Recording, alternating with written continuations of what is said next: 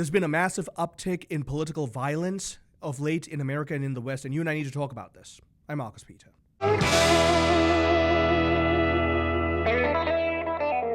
Let's be blunt. The uptick in political violence isn't some vague both sides problem. I know many people are trying to say that. It's not. That line is lazy and dishonest. Since Charlie Kirk's assassination, the mask has slipped. Countless accounts on X, TikTok, openly celebrated the killing. It was perverse. One user wrote, "One down, more to go. I saw that." Another shrugged and said, "That's what happens when fascists spread hate." I've seen many posts to that effect. By the way, these aren't fringe extremists scribbling manifestos in basements. These are people posting publicly, and they're racking up likes and shares, and they're making it clear that they'd love to see more conservatives and biblical Christians eliminated. Commentators that I trust have said that the threats against their lives spiked after Charlie Kirk's death. That's not paranoia, my friends. It's unfortunately the new reality. The progressivist political left is mainstreaming violence, period. This isn't the 1970s weather underground that's blowing up a few buildings on the margins. That was a fringe movement. That was bad, but it was a fringe movement. Now, the appetite for political blood is being normalized in real time on platforms where half the country scrolls before breakfast as soon as they wake up sometimes. Progressivism today isn't guided by reason or virtue as it used to be. It's guided by grievance and rage and unchecked feelings. You remove the moral law, you remove God, and all you're left with is power plays, ideologies, and payback. Christians saw this coming a mile away, and we had outstanding individuals warn us. Leo XIII, for example, in Libertas, he said, "Liberty without truth is nothing but corruption."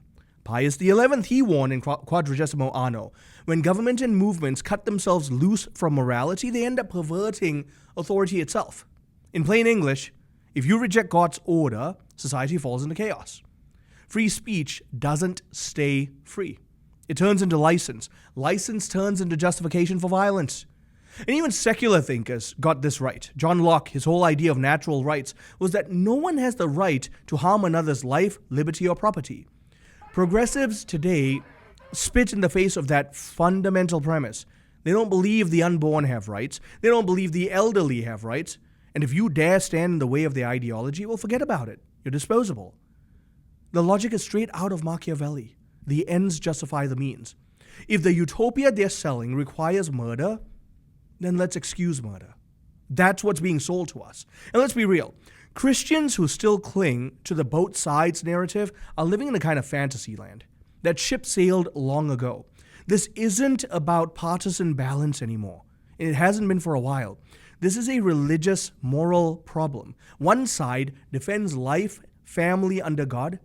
The other cheers on abortion clinics, pushes euthanasia, mutilates children in the name of gender ideology, and now casually endorses the assassination of anyone who resists. You can't split the difference between light and darkness. John the Evangelist actually said it best in the scriptures. Everyone who hates his brother is a murderer, and you know that no murderer has eternal life abiding in him. This is 1 John 3:15. Murder is not an unfortunate byproduct of the atheist progressivist agenda. It's baked into it, and the sooner you and I wake up to it, the better. That's why Christians cannot retreat or try to make peace with this. Our task is clear. We stand for the dignity of every human life from conception to natural death. Boldly, we don't back down, even if we're hated for it, even if we're hated for speaking Christ's truth. Paul's words hit harder than ever in this case. Don't be overcome by evil, but overcome evil with good. Romans 12:21. Thank you for joining us. I'm Marcus Peter.